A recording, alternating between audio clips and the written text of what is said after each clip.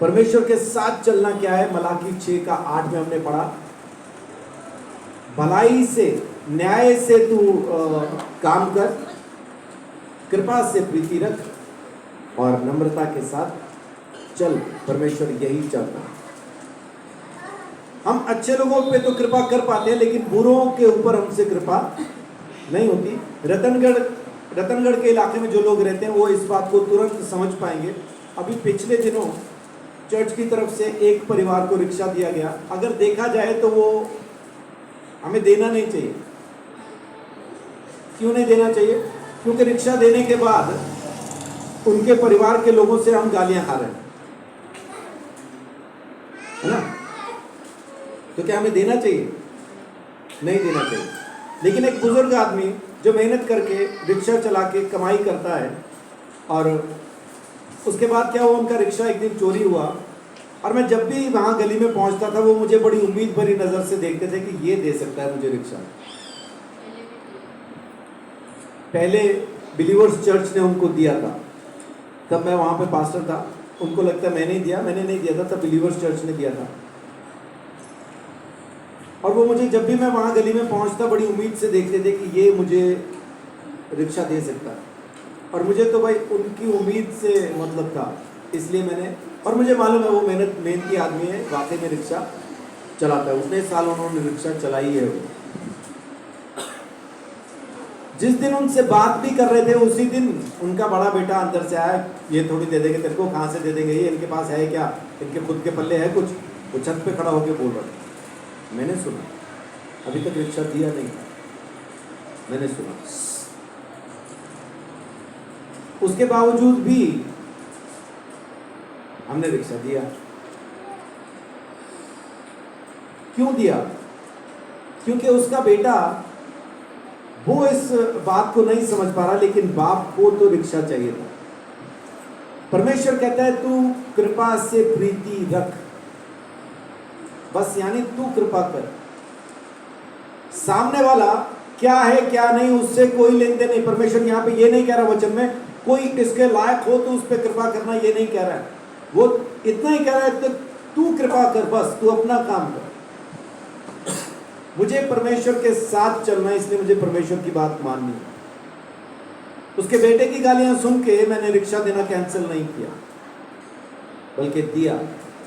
देने के बाद जो मुझे अंदर तसल्ली है वो मैं जानता हूं, है ना?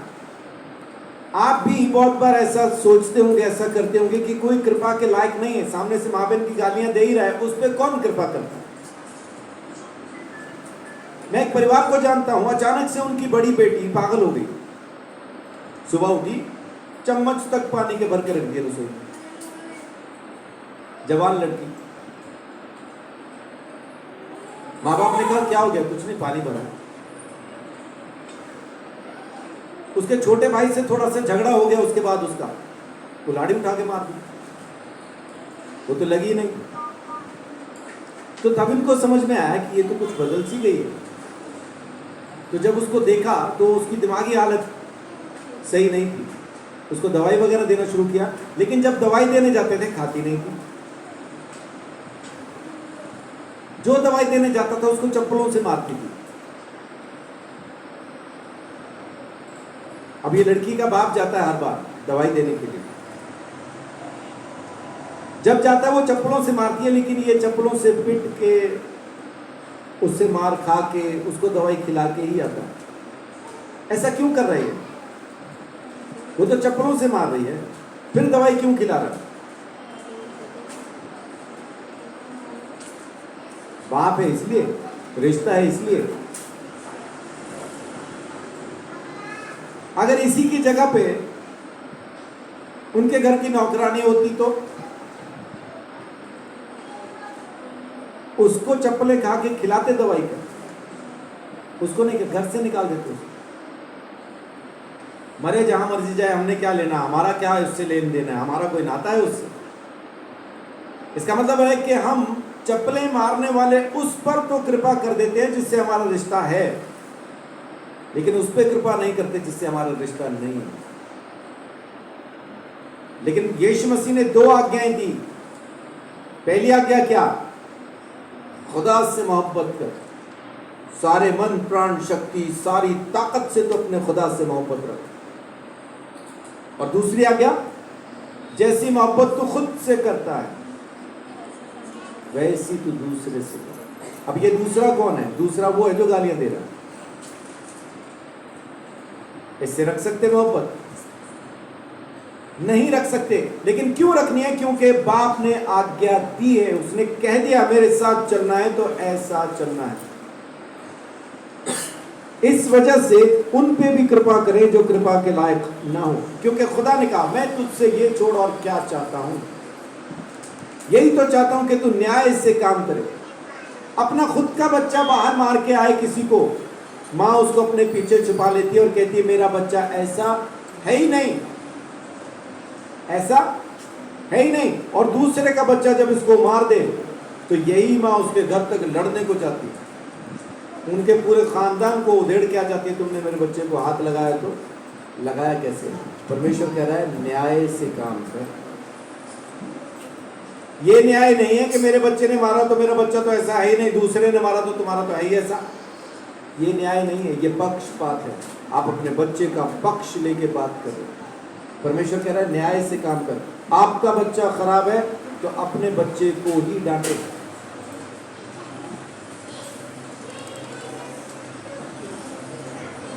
मेरे घर पे लोग शिकायत लेके आ जाया करते थे, आपके लड़के ने जी हमारा लड़का बिगाड़ दिया। मेरी माँ कहती वो तो है ही ऐसा, अपने लड़के को बचाओ उससे।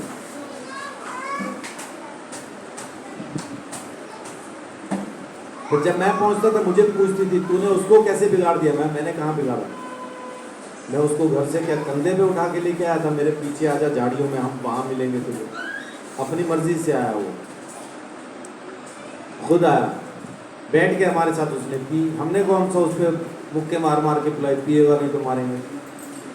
खुद आया था तो कह रही उसका बाप भी खुद आया था और तेरी शिकायत करके गया कि तूने बिगाड़ दिया। अगले दिन वो लड़का आया, हमने उसको डांट के भगा दिया, जाओ तेरा बाप तो हमारे घर आ जाता है, हमने बिगाड़ा, जा सुधर जा जाकर। लेकिन मुझे अफसोस है एक लड़के के बारे में, उसको हमने ऐसे ही अलग कर दिया था, वो बहुत ज़्यादा नशा करने लग गया, बाद में ओवरडोज में मर गया। वो क्या कर सकते, वो अलग ही था। खैर मेरे साथ के तो खैर सभी मर गए, प्रभु का धन्यवाद। यीशु है तो मैं जिंदा हूँ, ना होता तो मैं भी ना होता। परमेश्वर कहता है कि कृपा भलाई के साथ चल। व्यवस्था विवरण 10-12 दोबारा एक बार पढ़ दीजिए। अब हे इज़राइल, तेरा परमेश्वर यहोवा तुझसे इसके सिवाय और क्या चाहता है कि तू अपने परमेश्वर यहोवा का भय माने और उसके मार्गों पर चले, उससे प्रेम रखे और अपने पूरे मन और अपने सारे प्राण से उसकी सेवा करे। बस इतना ही चाहता है परमेश्वर, ऐसा चलो। देखिए सारी जिंदगी आप मंदिर के अंदर बैठे नहीं रहेंगे।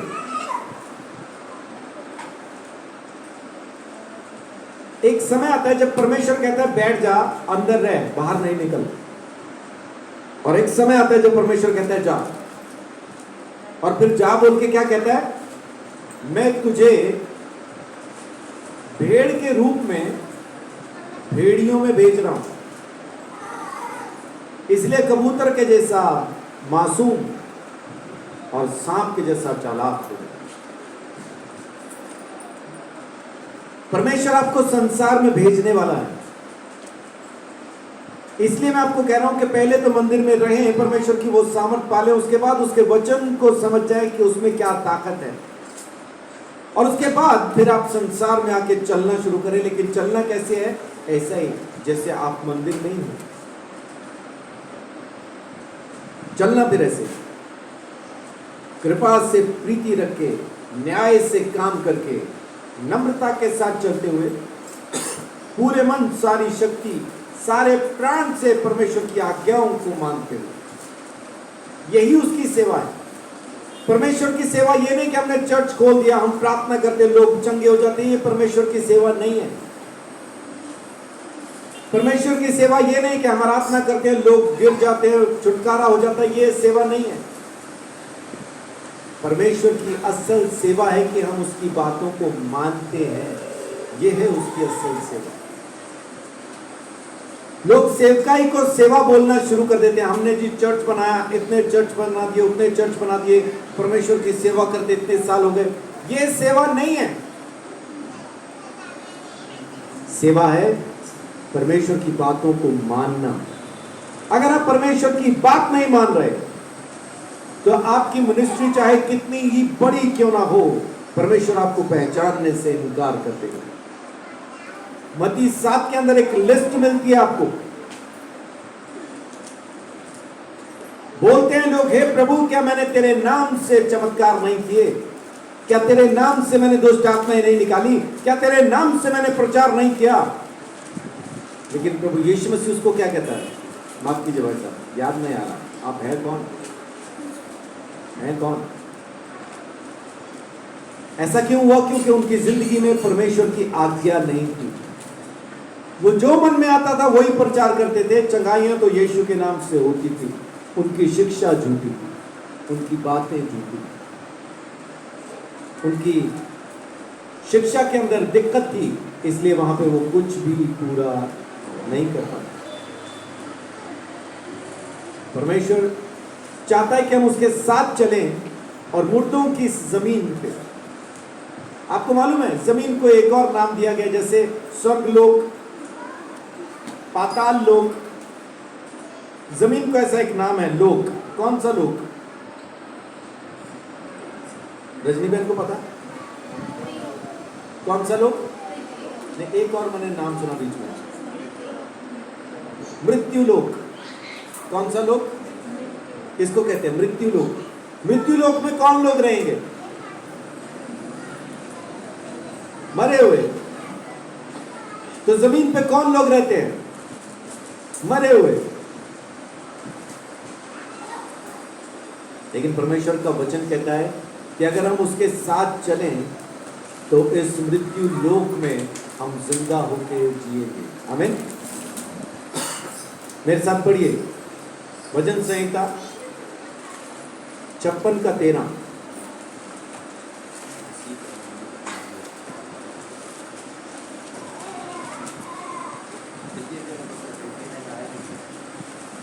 क्योंकि तूने मुझको मृत्यु से बचाया है, तूने मेरे पैरों को भी फिसलने से बचाया है, ताकि मैं परमेश्वर के सामने जीवितों के उजियाले में चलूं फिरूं।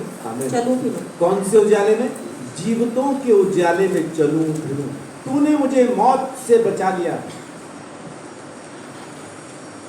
मृत्यु लोक में बाकी मुर्दा क्यों है? क्योंकि वो मर जाएंगे दोनों तरह से, शरीर में भी और आत्मा में भी। हम जिंदा क्यों हैं? क्योंकि हम सिर्फ शरीर में मरेंगे और आत्मा हमारा उद्धार पा चुका है। हम परमेश्वर के घर में रहेंगे, परमेश्वर के साथ जिएंगे। उस खुदा के घर में हम रहने वाले। उस खुदा को धन्यवाद दें, उस परमेश्वर की महिमा करें, उसकी तारीफ करें। इसलिए यशाया एक निमंत्रण देता है, बुलावा देता है प्रकाश में चलने का, उजाले में चलने का। 2 का 5 देखिए। हे याकूब के घराने, आ हम यहोवा के प्रकाश में चले। आ हम यहोवा के प्रकाश में चलें। क्यों जिए अंधकार में? आपको चलना है अब संसार के अंदर, और संसार अंधेरा है। संस्कार जो ये संसार है अंधकार के अंदर है। इस संसार में रोशनी नहीं है। यहां पल दो पल की शांति है, सदा की शांति नहीं है। आप जितनी देर सत्संग में बैठते, जितनी देर किसी धार्मिक जगह में बैठते, उतनी देर ही शांति। जब वहां से बाहर निकल के आए फिर क्रांति। आप मुझे एक बात बताएं, सत्संग में 3 घंटे बैठे शांति है कि नहीं? बाहर आए तो शांति बनी रहती है, खत्म हो जाती है? क्या कहते हैं? खत्म हो जाती है? कितने लोग सहमत इस बात से? सत्संग में बैठे तो शांति है, बाहर निकले तो खत्म। अब मुझे फर्क बताइए, सिनेमा हॉल में 3 घंटे बैठते हैं, शांति रहती है कि नहीं? सारा ध्यान कहाँ है आपका?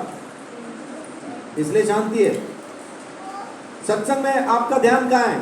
जो वहां चल रहा है उसमें सारा ध्यान है, इसलिए तो फिल्म में और सत्संग में फर्क बताएं। 3 घंटे वहां भी शांति, 3 घंटे यहां भी शांति। थिएटर से बाहर आते फिर दोबारा चिंता है कि नहीं? सत्संग से जब बाहर आए फिर दोबारा चिंता है। तो मुझे फर्क पता है 3 घंटे के सत्संग में और फिल्म में क्या फर्क है।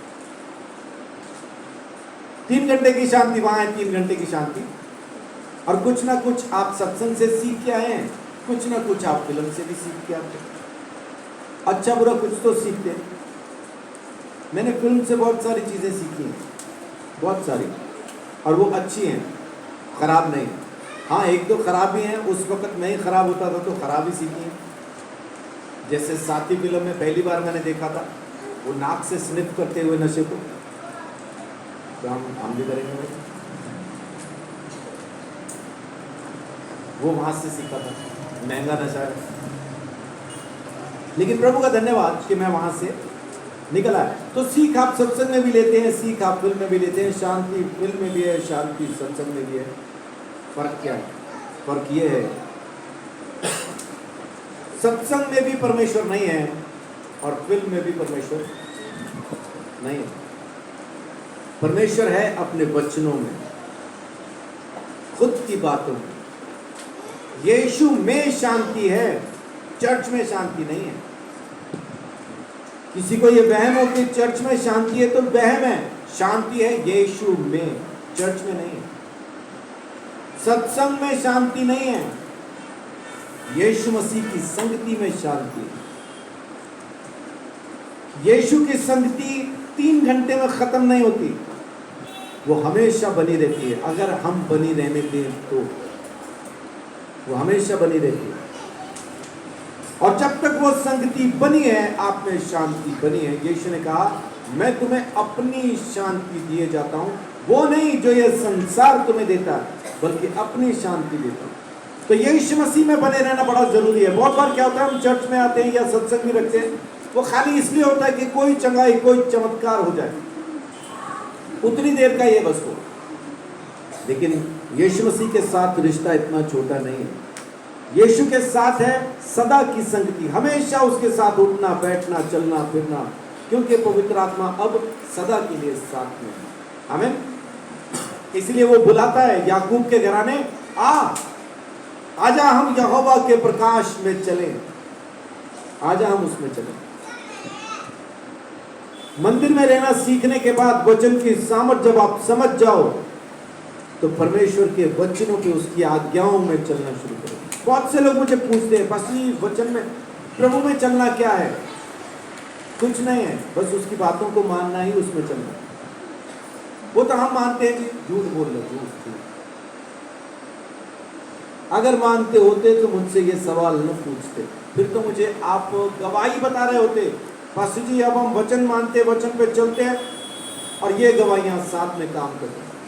लेकिन उसके बावजूद भी अगर आप मुझसे पूछ रहे हैं, और दुनिया इस बात की गवाही दे रही है, दुनिया इस बात की गवाही दे रही है कि ये बंदा झूठ बोलता है, ये बंदा ऐसा है, ये बंदा कैसा है। दुनिया बोल रही है, आपके मुंह पे कह रही है, पीठ पीछे तो दुनिया बोलती है, वो छोड़ दीजिए। लेकिन अगर सामने भी कोई कह रहा है, तो फिर तो समझ लीजिए, फिर तो दिक्कत है ना कहीं ना कहीं। पीठ पीछे बोलने वालों की कमी नहीं रही, वो तो आप दूध से भी नहा लो तब भी कोई ना कोई बोलेगा ही, है ना। वो जैसे बीवियों के बारे में कहते हैं कि बीवियों को हमेशा पति से कोई ना कोई शिकायत रहती है। वो गर्दन भी कटवा दे तो भी बीवियों को शिकायत होती है, मन से थोड़ी कटवाई, देखो टेढ़ी कटी है। माने ये चुटकुले ही हैं खाली, हालांकि बीवियां ऐसी होती नहीं ना। बीवियां ना हो, हमें लग पता जाए जिंदगी क्या होती है। बीवियों की वजह से हम नहाए धोए ये सजे संवरे से घूम रहे हैं, वो ना हो तो जाले लग जाए हमें। तो ये चुटकुले हैं खाली, बाकी सच्चाई नहीं। परमेश्वर के वचन में उठना बैठना चलना बहुत जरूरी है, और आशीषित हैं वो जो इसमें चलते हैं। 89 का 15 पढ़िए। अब ये ना पूछना कौन सी किताब।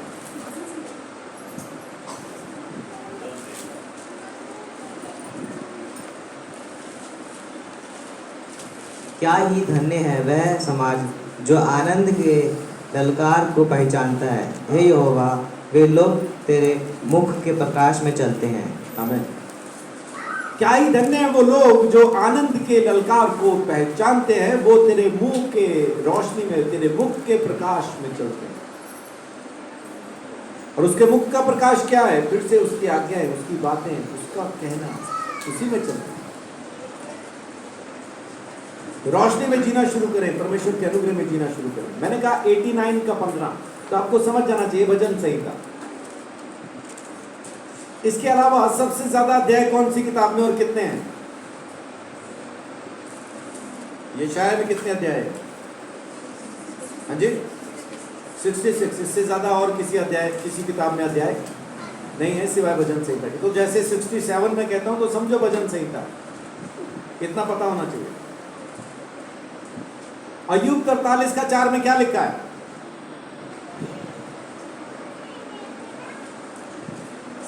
हाँ जी,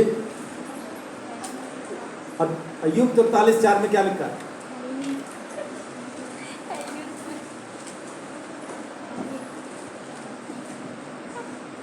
आप ढूंढ भी लो तब भी मिलेगा नहीं, क्योंकि उसमें अध्याय 42 है। तो आपको पता होना चाहिए कहाँ किसमें लिखा है, कितने अध्याय, कौन सी किताब। खैर, पहला यूहन्ना 1 का 7।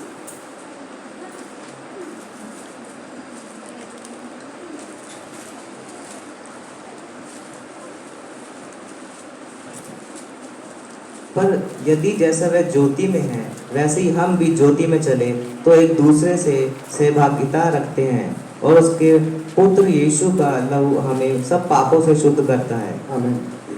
जैसा वो ज्योति में वैसा हम भी ज्योति में चलें। और वो यीशु मसीह किस ज्योति में चलता रहा? यीशु मसीह सारी जिंदगी अपने बाप के कहे पे चला। यीशु मसीह गवाही देता है इस बात की कि मैंने जो भी बातें कही हैं, जो भी काम किए हैं, सब बाप ने कहे तो मैंने किए, सब बाप ने कही तो मैंने वो बातें तुम्हें कही हैं। मैं अपनी तरफ से कुछ नहीं कहता। यीशु ने जिंदगी में कोई बात भी ऐसी नहीं की जो बाप ने ना कही हो। सारी जिंदगी सिर्फ वही बोला जो बाप ने कहा, सारी जिंदगी सिर्फ वही किया जो बाप ने कहा। तो वो जिस रोशनी में यीशु चला, उसी रोशनी में हमें चलना है। यहोवा के मुख के प्रकाश में हमें भी चलना है। यानी जो बातें बाप कहता है हमें करनी है, जो काम वो हमें कहता है वो हमें करने हैं, यानी कि उसकी आज्ञाओं में जीना है। बहुत सी ऐसी चीजें होंगी जो करते हुए तकलीफ होगी हमें, मन के अंदर ऐसा होगा, ओहो ये करने से तो ये छूट जाएगा, छोड़ दीजिए। इससे बाप खुश होता है और हम उसके रास्ते पे चलते हैं। हमें छोड़ना दिक्कत है, लेकिन कोशिश कर देखें। अब चलना किस किस चीज में है?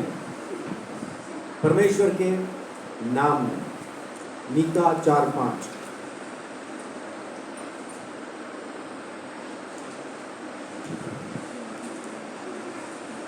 मीका 4:5। सब राज्यों के लोग तो अपने देवता का नाम लेकर चलते हैं, तो हम लोग अपने परमेश्वर यहोवा का नाम सदा सर्वदा चलते रहेंगे। एक बार आप पढ़िए तो। सब राज्यों के लोग तो अपने अपने देवता का नाम लेकर चलते हैं, परंतु हम लोग अपने परमेश्वर यहोवा का नाम लेकर सदा सर्वदा चलते रहेंगे। तो कैसे चलना है? यहोवा के नाम में। वो लोग किसी और नाम से आते हैं, जैसा गोलियत आया था। किस नाम से आया था? वो अपनी ताकत पे, अपने नाम के घमंड पे, अपनी चीजों पे आया था। और दाऊद किस नाम से उसके सामने गया? दाऊद कहता है मैं तो यहोवा के नाम से तेरे सामने आया हूं। गोलियत कहता है आज मैं तुझे मार दूंगा और चील कौवों को तेरा सर खिलाऊंगा। दाऊद कहता है वो तो मैं करने वाला हूं, मैं खिलाऊंगा, टेंशन ना ले। और मारने के लिए बड़े बड़े घातक हथियार थे उसके पास। दाऊद के पास घातक हथियार थे, है ना? क्या क्या लेके गया था वो? 1 गोफन, 5 पत्थर, हाथ में लाठी। बाकायदा चरवाहा। और गोलियत कहता है उसको, तू क्या मुझे कुत्ता समझता है? दाऊद ने मन में कहा तो होगा, और क्या है, क्या तो वही तो ऐसे ही मारा।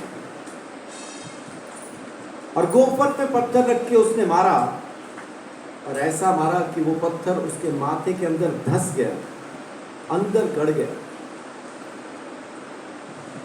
यहोवा के नाम से जब आप जाते हैं ना, आपको जीतने से कोई नहीं रोक सकता।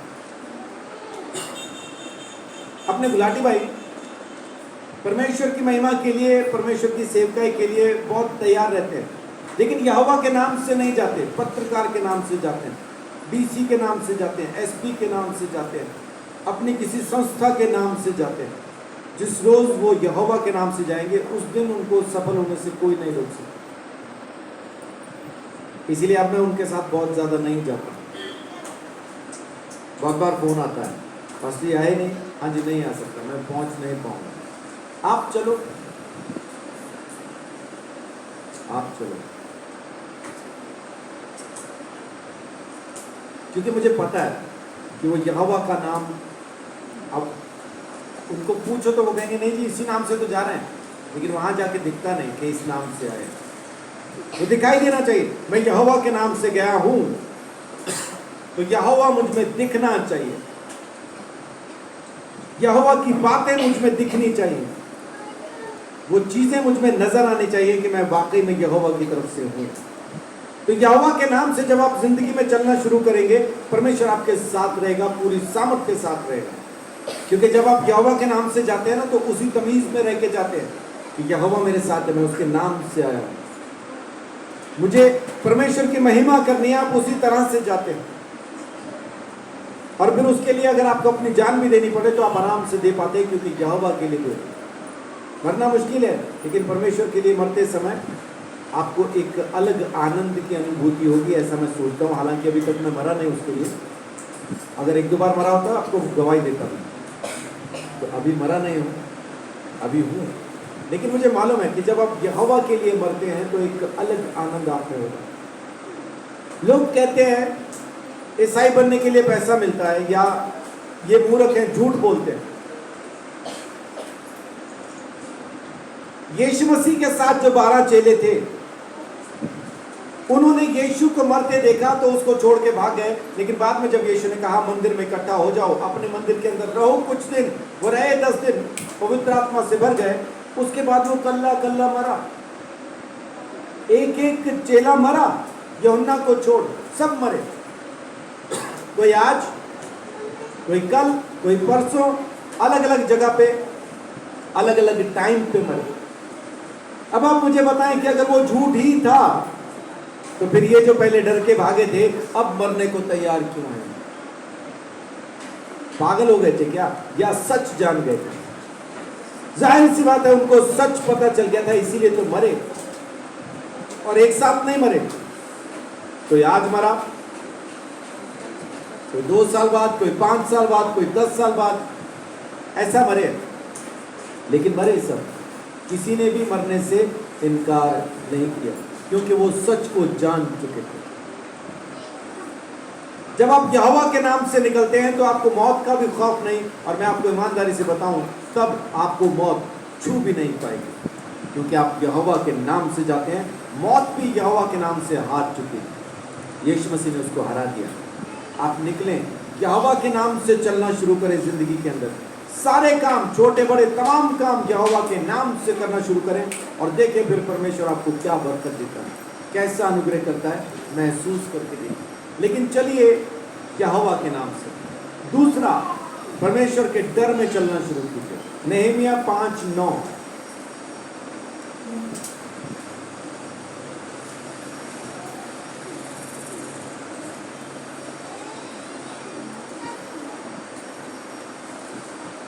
फिर मैं कहता गया, जो काम तुम करते हो वह अच्छा नहीं। क्या तुमको इस कारण हमारे परमेश्वर का भय मानकर चलना नहीं चाहिए कि हमारे शत्रु जो अन्य जाति हैं वे हमारी नामधराई ना करें? हाँ? हमारे दुश्मन जो दूसरे लोग हैं हमें बदनाम न करें, क्या इसके लिए तुम्हें परमेश्वर के भय में चलना नहीं चाहिए? नहीं कहता। तो जब हम परमेश्वर के भय में चलना शुरू करते हैं परमेश्वर अपना अनुग्रह आपके ऊपर बना के रखता है, दुश्मनों से जीत दिला देता है। लेकिन चलना कैसे है? हम सीख रहे क्या कि चलना कैसे? पहला, परमेश्वर के नाम से। दूसरा, परमेश्वर के भय में, उसके डर में चलना शुरू कीजिए। और तीसरा, उसकी व्यवस्था में, उसके कानून में आप चलना शुरू कीजिए। भजन संहिता 119 का 1।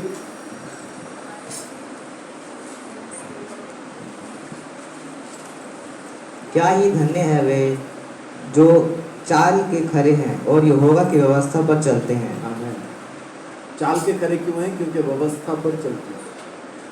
खरी चाल चलना है अगर आपको, सच्ची और लोगों को, परमेश्वर को पसंद आती हुई चाल चलना है अगर आपको, तो उसकी व्यवस्था में चलें। लोगों को ना देखें। लोग तो आपको मिलेंगे अजीब अजीब, है ना, आपको भड़काएंगे, बहकाएंगे, आपको गुस्सा दिलाएंगे, आपको नशे के लिए उकसाएंगे, आपको अलग अलग चीज़ों के लिए वो अपने पास बुलाने की कोशिश करेंगे कि आओ हमारे साथ मिलके ये काम करो। लेकिन आप परमेश्वर के भय में, उसकी व्यवस्था में, उसके वचनों पे चले ताकि परमेश्वर आपकी जिंदगी में काम करे। उसके वचनों पे चलना शुरू कीजिए, उसकी व्यवस्था में जीना शुरू कीजिए। वो क्या ही भली बात है। और प्रेम में और आज्ञा में, प्रेम में और आज्ञा में चलना शुरू करें। दूसरा यूहन्ना 6 पढ़िए।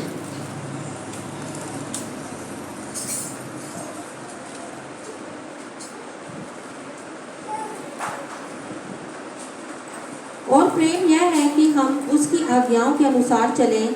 यह वही आज्ञा है जो तुमने आरंभ से सुनी है और तुम्हें इस पर चलना भी चाहिए। आमीन। प्रेम क्या है? आज्ञाओं पे चलना। जब आप परमेश्वर की आज्ञाओं पे चलना शुरू करेंगे ना, अपने आप अपने दुश्मनों से प्रेम करेंगे, ऑटोमेटिकली हो जाएगा वो। जैसे आप आज्ञाओं में चलना शुरू करते हैं, दुश्मनों से मोहब्बत हो जाती है। आज्ञाओं में चलना शुरू करते हैं, आप उन लोगों से प्रेम करना शुरू कर देते हैं जो आपको पसंद नहीं। ऐसा क्यों होता है? क्योंकि आप आज्ञाओं में चल रहे हैं। आप आज्ञाओं में चल रहे हैं।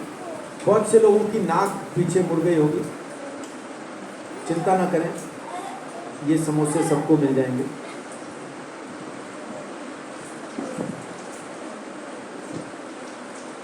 ना, अगर मुझ तक आ गई है तो ये सब तक आ गई होगी।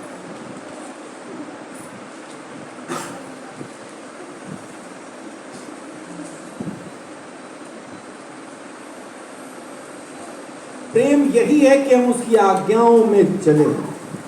प्रेम यही है कि हम उसकी आज्ञाओं में चले। और परमेश्वर की आज्ञाएं मुश्किल नहीं है।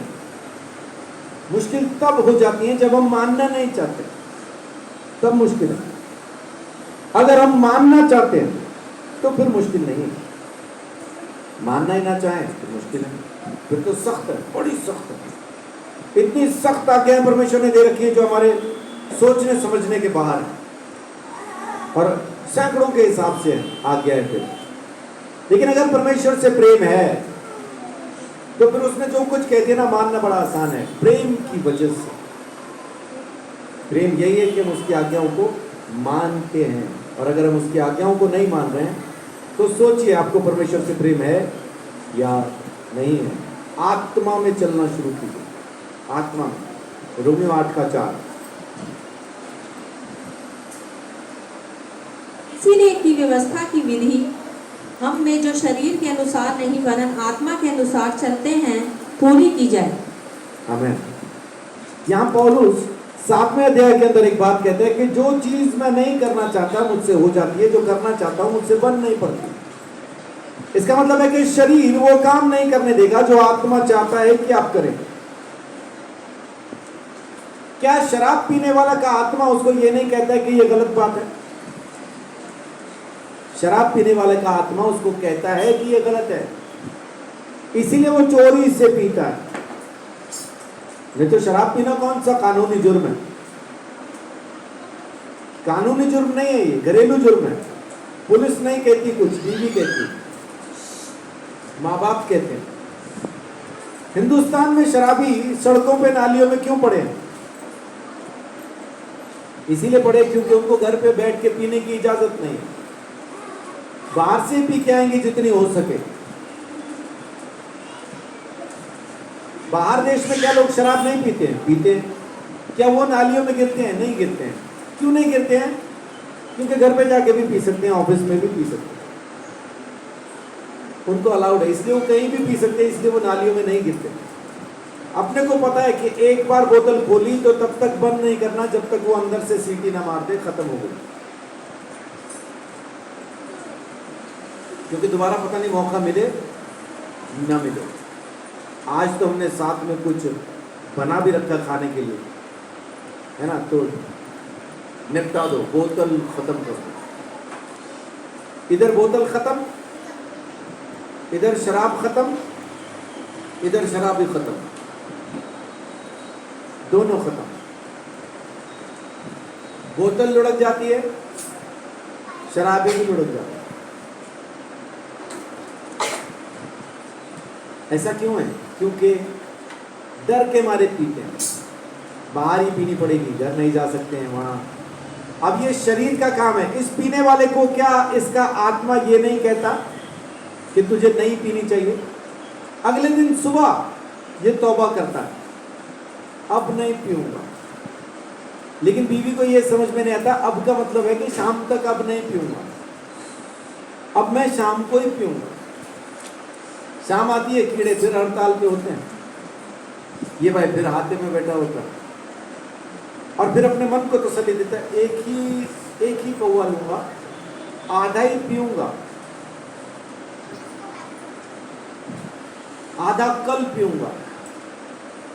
लेकिन पता ही नहीं चलता, उसके बाद इस पौवे के बाद एक अदिया और आ गया, उसके बाद एक बोतल और आ गई, तनख्वाह जो ली थी पता नहीं कहाँ गई, घर जाके बोलते किसी ने जेब में से निकाल ली।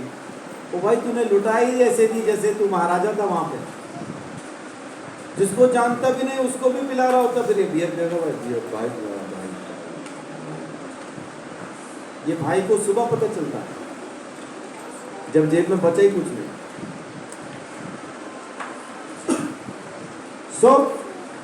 आत्मा शरीर के, शरीर आत्मा के विरोध में पौलुस कहता है जो मैं करना चाहता हूं मुझसे होता नहीं, जो नहीं करना चाहता फटाफट कर देता हूं। और यहाँ पे पौलुस एक कमाल की चीज हमें समझाना सिखाना चाहता है। बाइबल के अंदर आपको वो बात समझ में नहीं आएगी, मैं बताता हूँ। 7 अध्याय के अंदर वो क्या कहता है? वो कहता है शरीर के चक्कर में ना पड़ना, इसको सुधारने में लगे रहे, ये सुधरेगा नहीं और तुम आत्मा के काम कभी करोगे नहीं। इसलिए शरीर को छोड़ दो, इस पे ध्यान मत दो। ये अच्छा है खराब है जैसा, इस पे ध्यान मत दो, बस आत्मा में चलना शुरू करो। यकीन ना हो तो 7वें अध्याय की आखिरी आज पढ़ के देखिए पौलुस क्या कहता है।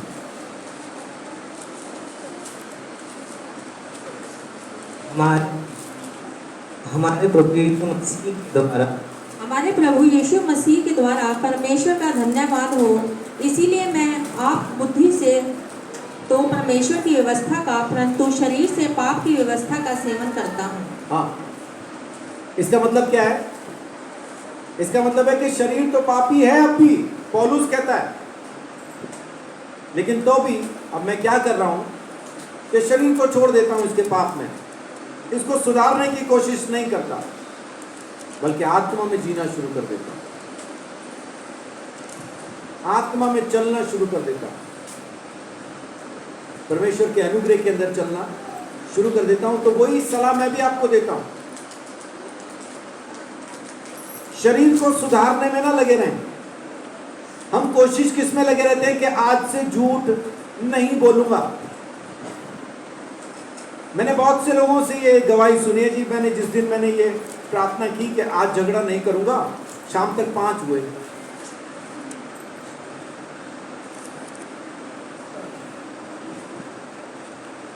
तो झगड़ा नहीं करूंगा में ना जाएं,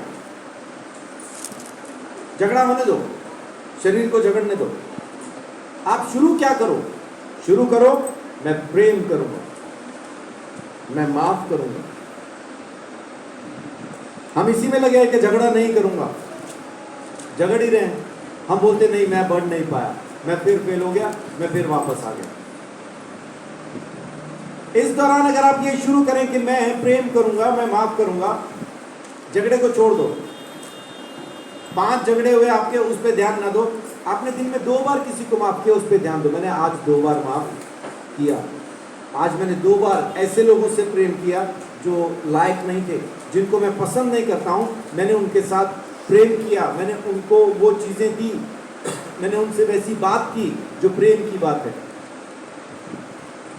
तो हम लगे हुए हैं शरीर के कामों को छोड़ने में, ये छूटते नहीं, ये छूटेंगे नहीं। शरीर जिंदा है, कुछ ना कुछ करता ही रहेगा।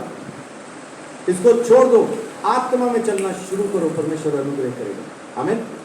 पौलुस वही कह रहा है। फिर इसलिए 8वें अध्याय में कहता है हम पे दंड किया गया नहीं, क्योंकि अब हम शरीर में नहीं बल्कि आत्मा में चलते हैं। तो आत्मा में चलना शुरू कीजिए, परमेश्वर अनुग्रह करेगा। चलना कैसे है? आत्मा में। और कैसे चलना है? धर्मियों के रास्ते पे, धर्म के रास्ते पे। नीति वचन 2:20।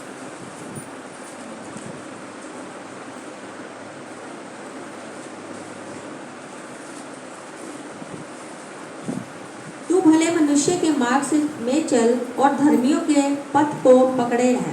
हाँ, भले मनुष्य के मार्ग में चल और धर्मियों के पथ को पकड़ के रख। तो धर्मियों के रास्ते पे चलना शुरू कीजिए। परमेश्वर की दया, रहमत, अनुग्रह उस रास्ते पे जरूर बनता रहेगा। और वैसा चलें जैसा कि प्रभु यीशु मसीह खुद चला करता था। 1 यूहन्ना 2:6।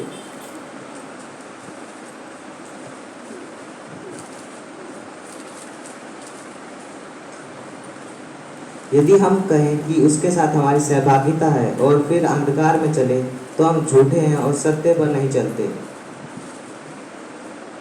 हम कह रहे हैं कि उसके साथ सहभागिता है लेकिन अंधकार में चल रहे हैं, तो झूठ बोल रहे हैं। क्यों? क्योंकि वो अंधकार में नहीं चलता। और हम कह रहे हैं हम उसके साथ चलते हैं लेकिन हम अंधेरे में हैं, तो इसका मतलब हम झूठ बोल रहे हैं। अगर मैं उसके साथ चलता हूं और सच बोल रहा हूं तो फिर मुझे रोशनी में होना चाहिए, क्योंकि वो रोशनी में चलता है। 1:7 हम पढ़ चुके, इसलिए वैसा चलो जैसा खुद वो रोशनी में चलता था, हम भी रोशनी में चलते। 2:6 में स्पष्ट लिखा है, 1:7 पढ़ चुके हैं। 2:6 में लिखा है कि अगर हम कह रहे हैं कि उसके साथ चलते लेकिन अंधेरे में चल रहे हैं तो झूठ बोल रहे हैं, क्योंकि वो अंधेरे में नहीं चलता, वो रोशनी में चलता। तो जैसा यीशु चला वैसा ही हमें भी चलने की जरूरत है। और जब आप ऐसा करना शुरू करते हैं, परमेश्वर की बातों को मानना शुरू करते हैं, क्या परमेश्वर आपकी जिंदगी में कोई बरकत, कोई आशीष, कोई ऐसा अनुग्रह करता है, कोई ऐसी भविष्यवाणी, कोई वाचा आपके साथ बांधता है कि मैं तुझे बना के रखूंगा? बना के रखता है, हमें जरूर बना के रखता है। उसने कहा, यीशु मसीह ने कहा, जाओ और मैं तुम्हारे साथ हूं, और देखो जगत के अंत तक मैं तुम्हारे साथ बना रहूंगा। और फिर वो कहता है, जो कोई मुझ में है वो मर भी जाए तो मरेगा नहीं, जो मेरे हाथ में है उसको कोई मुझसे छीन नहीं सकता, जो मेरे बाप के हाथ में है उसको मेरे बाप के हाथ से कोई छीन नहीं सकता। जहां मैं रहूंगा वहां तुम भी रहोगे, उसने वायदा किया है।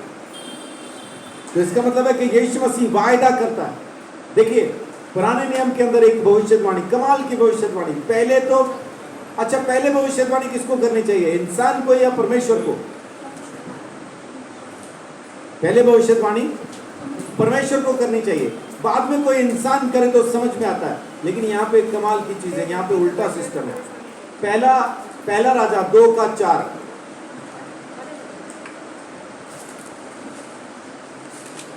पहला राजा 2:4। और यहोवा अपना वह वचन पूरा करे जो उसने मेरे विषय में कहा था। यदि तेरी संतान अपनी चाल के विषय में ऐसी सावधान रहे कि अपने संपूर्ण हृदय और संपूर्ण प्राण से सच्चाई के साथ नित्य मेरे सम्मुख चलती रहे, तब तो इस्राएल की राजगद्दी पर विराजने वाले की और तेरे कुल परिवार में घटी कभी न होगी। ये कौन बोल रहा है? दाऊद कह रहा है। क्या कह रहा है? जो वाचा परमेश्वर ने मेरे साथ बांधी है उसके मुताबिक वो तेरे साथ भी रहेगा।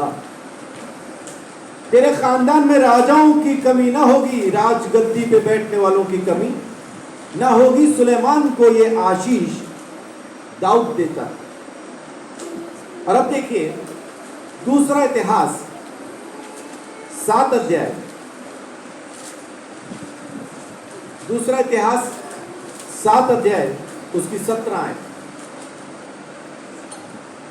यदि तू अपने पिता दाऊद के समान अपने को मेरे सम्मुख जानकर अब ये कौन बोल रहा है?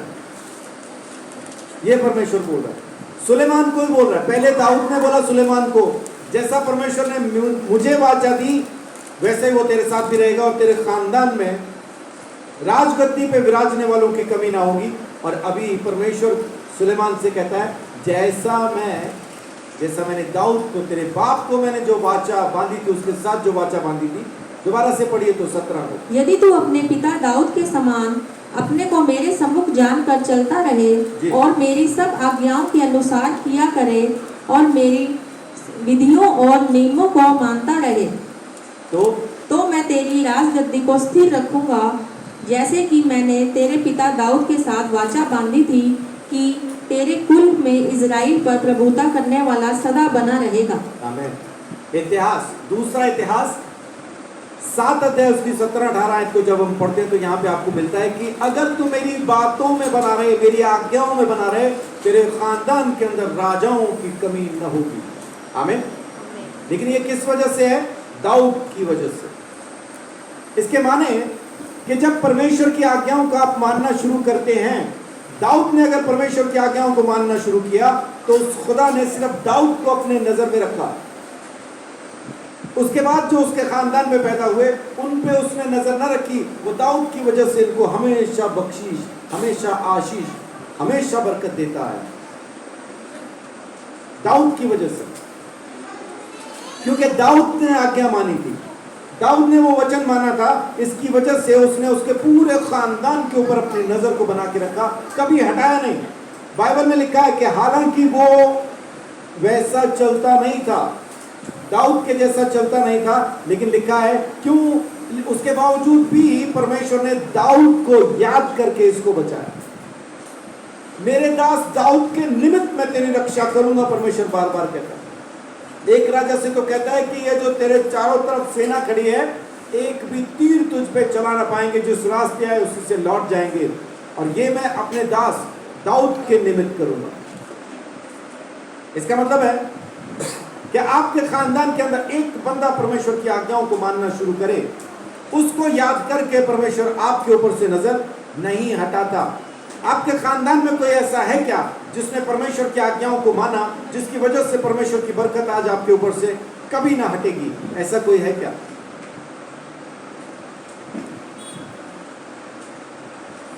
मैं मेरे घर के अंदर बड़ा लड़का हूं, मुझसे बड़ी बहन है, मेरा भाई नहीं है कोई बड़ा। बड़े भाई में अगर आऊं तो मैं ही आता हूं, लेकिन मैं आपको बताना चाहता हूं कि मेरे खानदान के अंदर, जिस खानदान से मैं आता हूं, मेरे खानदान में मेरे बड़े भाई ने सारी आज्ञाओं को पूरा किया, इस वजह से मेरे ऊपर से नजर नहीं हटेगी। बोलिए आमीन। कहेंगे अभी तो कह रहा था बड़ा मैं हूं, है ना, अब उनका बड़ा भाई यीशु मसीह नासरी। आदम ने आज्ञा तोड़ी, सब पे मौत ने राज किया। मेरे भाई ने, यीशु मसीह ने आज्ञा मानी, सब पे जिंदगी ने राज किया। आमीन। नजर तो हम पे से नहीं हटेगी, क्योंकि अपने बड़े भाई ने आज्ञा मानी है, और हमारे खानदान से राजाओं की गद्दी कभी खाली ना होगी, क्योंकि हम उसी के खानदान से आज की तारीख में आते हैं। लेकिन अगर आप भी उस बरकत का हिस्सा बनना चाहते हैं जो परमेश्वर सीधा सीधा अपने लोगों को देता है, एक बार आज्ञा मान के उसके रास्तों पे चल के तो देखिए, फिर वो जो बारिश करता है, फिर वो जो आशीष देता है, उसका कोई हिसाब नहीं होगा, उसका कोई पैमाना नहीं होगा। आप जो चाहेंगे वो आपकी जिंदगी में होगा। सोच लीजिए खाली, और वो पूरी ना हो जाए तो फिर मुझे कहना, खाली सोच लो, प्रभु मुझे ये चाहिए, होना उसकी इच्छा के मुताबिक चाहिए। मैं सोच लूं मेरी शादी ऐश्वर्या राय से हो जाए, तो वो नहीं होता। सोचना वो है जो उसकी इच्छा के मुताबिक है, वो पूरा हो जाएगा, है ना। मैं ये नहीं सोच सकता हूं प्रभु तनिष्क वालों का शोरूम रात को खुला ही रह जाए, सीसीटीवी सब बंद हो जाए, खाली मैं ही रहूं वहां 2 बोरियों के साथ, तो ये नहीं होता, ये नहीं होता। उसकी इच्छा के मुताबिक सोचिए, पूरा ना हो जाए तो मुझे बोलना। एक बार चल के तो देखिए, उसके रास्तों पे, उसकी आज्ञा को मान के तो देखिए।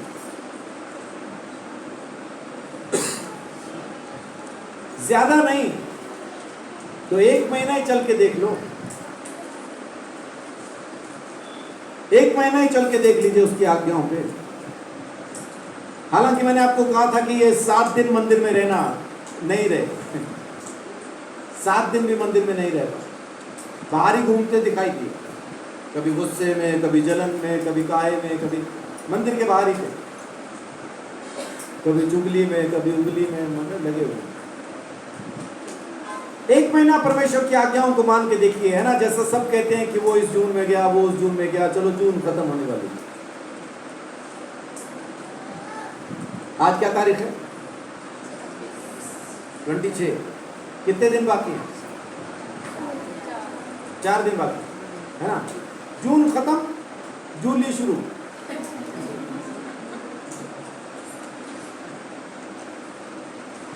तो आइए, ये 7वां महीना, अच्छा महीना भी 7वां है ना। परमेश्वर 7 से बड़ी अलग बातचीत है वचन के अंदर। 7 के खास माने हैं, 7 का खास महत्व है।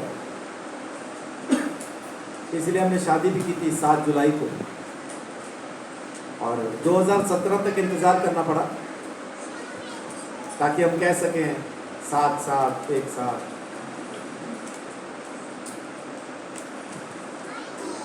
7 माने भरपूरी का, संपूर्णता का नंबर है।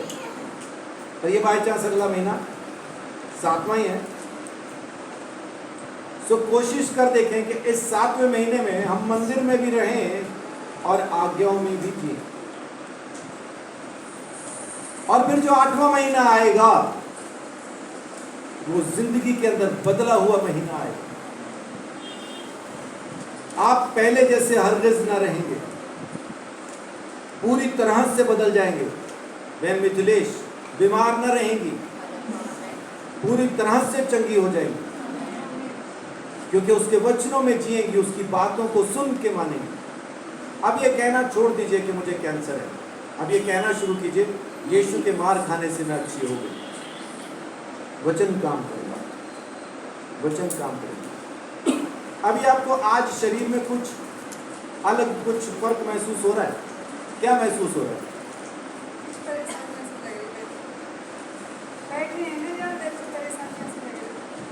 पहले से कुछ फर्क महसूस कर रहे हैं क्या अंदर? जैसे एक तसल्ली, एक शांति, एक आराम सा वो महसूस कर पा रहे हैं? मेरे कहने से हाँ नहीं बोल। जब से प्रार्थना हुई है कल से, तभी से महसूस कर रहे हैं, है ना। जब से इंदु बहन और पप्पू ने जाके आपके लिए प्रार्थना की, आप उसी समय से महसूस करें। आमीन। तो ऐसा कितना टाइम हुआ आपको ऐसा बैठे हुए? पिछले कितने समय के बाद आज इतनी देर बैठे?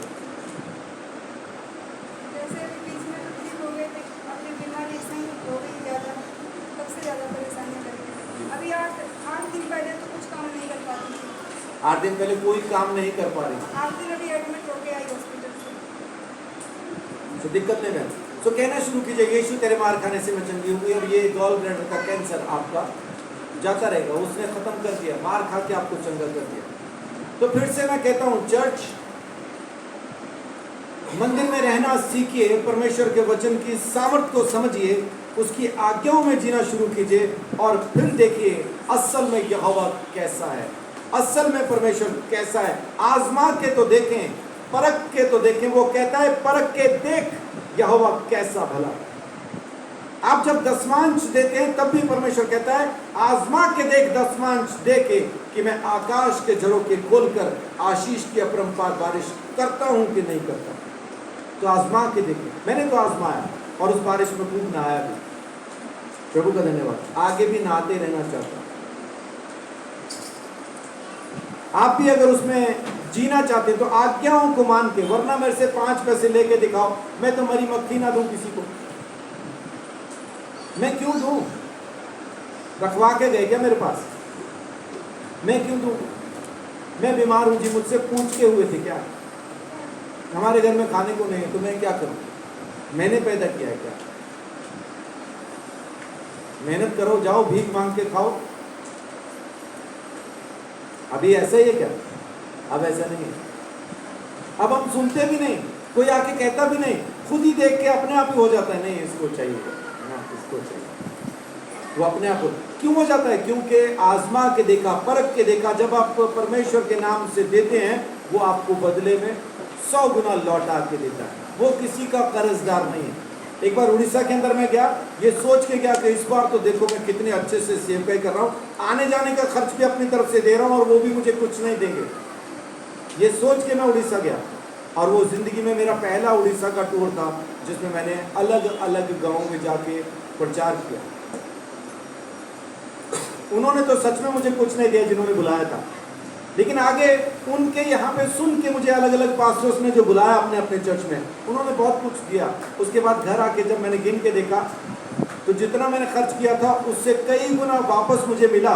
और उसी पैसे में से, उस टाइम पे 10 सेक्टर में मैं रहा करता था, उसी पैसे में से फिर मैंने वहाँ पे चंगाई सभा की और जितने लोग वहाँ पे आए थे सबको खाना भी दिया, उसी पैसे से पूरा हो गया।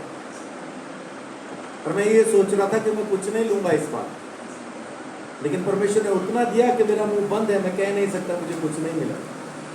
उसने इतना दिया, माने कमाल है, वो खुदा कमाल है।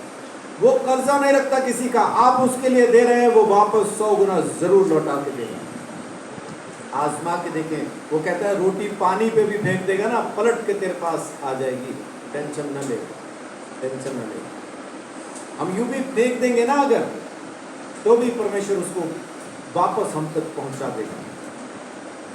सो मेरा कोई लेके खा जाता है, मुझे दिक्कत नहीं होती। बहुत से लोग खा गए, मेरे को समस्या नहीं। कह के लिया था पासी दे दो, परसों दे दूंगा, या शायद मेरे सुनने में है ना मेरी दिक्कत हो सकती शायद तो, है ना। उसने शायद ये ना कहा वो परसों दे दूंगा, उसने कहा वो बरसों दे दूंगा। तो बरसों ही हो गए, अभी तक दिया नहीं। अब देखो और कितने बरस लगते हैं। और परमेश्वर कहता है मांगना भी नहीं, ले गया मांगना नहीं, हाथ से छीन के भागे, पीछे नहीं भागना, मेरा लेके जा रहा है, ले जान दे। तो इसलिए मैं उतना ही देता हूँ जितना दे के मैं भूल जाऊँ, मुझे मांगना ना पड़े। मैं आप लोगों को भी यही सलाह देता हूँ, उधार दे तो उतना ही दे जितना दे के आप भूल जाए, वापस ना मांगे। फिर से लौटा के लेके आता हूँ आपको परमेश्वर के वचन के अंदर। यीशु मसीह में चलना शुरू कीजिए, उसकी रोशनी में, उसकी आज्ञाओं में, और वो आपको वो बरकत, वो आशीष, वो अनुग्रह देगा जो आपकी सोच और समझ के बाहर। आप सोच भी नहीं सकते उतना अनुग्रह वो आपको देगा। आमीन। सो परमेश्वर आप सबको बहुत आशीष